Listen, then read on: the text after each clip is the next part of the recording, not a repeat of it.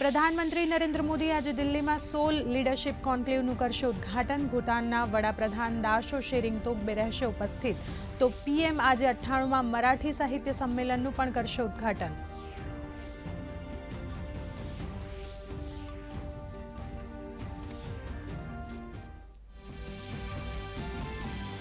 દિલ્હી કેબિનેટની પ્રથમ બેઠકમાં સીએજી રિપોર્ટને વિધાનસભાના પ્રથમ સત્રમાં રજૂ કરવા અને આયુષ્યમાન ભારત યોજના લાગુ કરવાની મળી મંજૂરી। મહિલા સમૃદ્ધિ યોજના પર થઈ ચર્ચા। તો 8 માર્ચથી દિલ્હીમાં મહિલાઓને મળશે દર મહિને 2,500 રૂપિયા।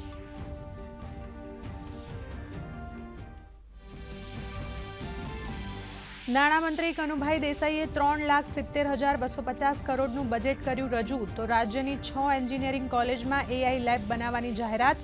બજેટમાં ગીરો ખત, વારસાઈ અને સ્ટેમ્પ ડ્યુટીમાં રાહત। હાઉસિંગ લોન ધારકો અને નાના ઉદ્યોગકારોને થશે આર્થિક લાભ। તો રાજ્યમાં ઇલેક્ટ્રિક વાહન થશે સસ્તા। મહાકુંભ મેળામાં અત્યાર સુધીમાં 58 કરોડ શ્રદ્ધાળુઓએ કર્યું પવિત્ર સંગમ સ્નાન। આજે ઉત્તર પ્રદેશની જેલોમાં બંધ કેદીઓ માટે ત્રિવેણી સંગમમાંથી લવાયેલા પાણીમાં લગાવાશે આસ્થાની ડૂબકી।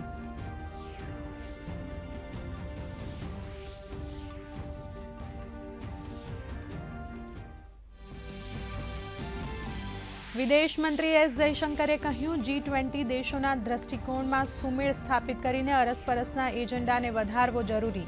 ઘણા વૈશ્વિક મુદ્દાઓ પર રાખ્યો ભારતનો પક્ષ।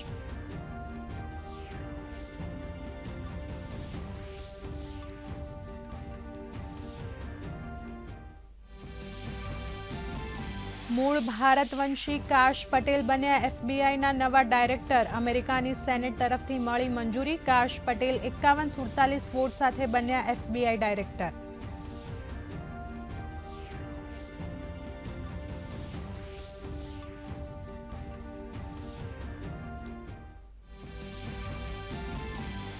ઇઝરાયેલના તેલ અવીવમાં 3 બસોમાં થયો વિસ્ફોટ। આતંકવાદી હુમલાની આશંકા। નેતન્યાહુએ સેનાને આપ્યો વેસ્ટ બેંકમાં ઓપરેશન શરૂ કરવાનો આદેશ।